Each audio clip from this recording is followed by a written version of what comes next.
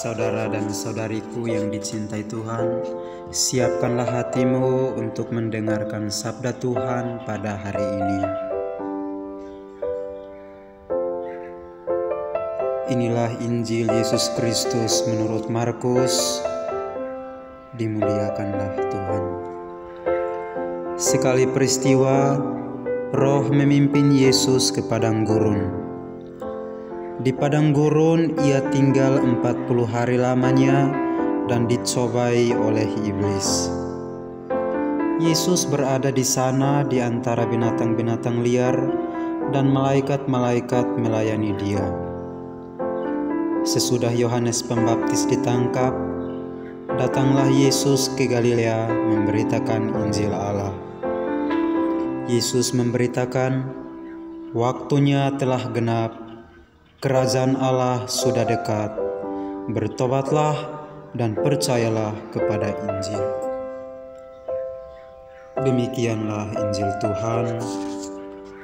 Terpujilah Kristus. Saudara dan saudariku yang dicintai Tuhan,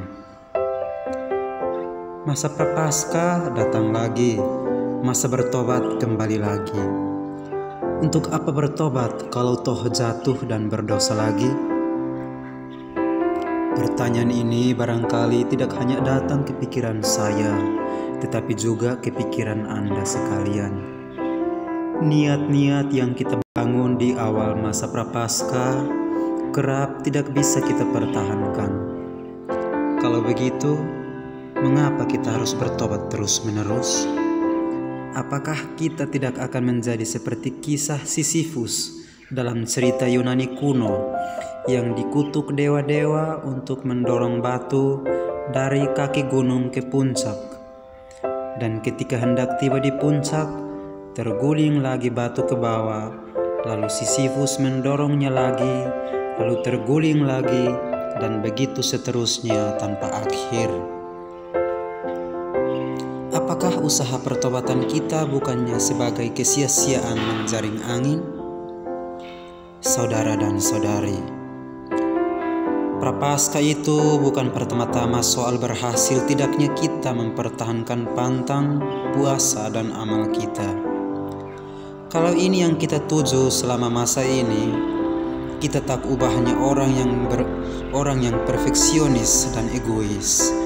Saat berhasil, kita merasa puas dan telah memenangkan pertempuran rohani. Ketika tidak berhasil, kita merasa gagal dan seolah-olah mengalami kekalahan dan kehancuran rohani.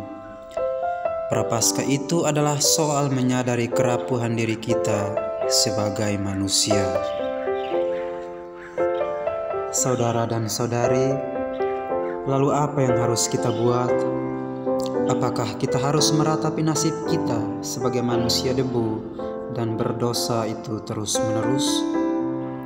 Kalau ini yang kita lakukan, kita tak ubahnya Sisyphus tadi yang mengutuki nasibnya. Yesus menawarkan jalan lain. Ia berkata, "Bertobatlah dan percayalah kepada Injil."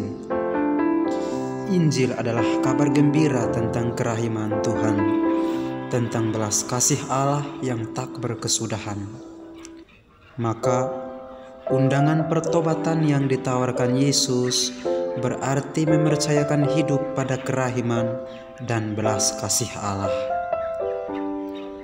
Hanya dengan penyerahan diri kepada Allah yang berbelas kasih itu, jalan pertobatan kita akan berarti.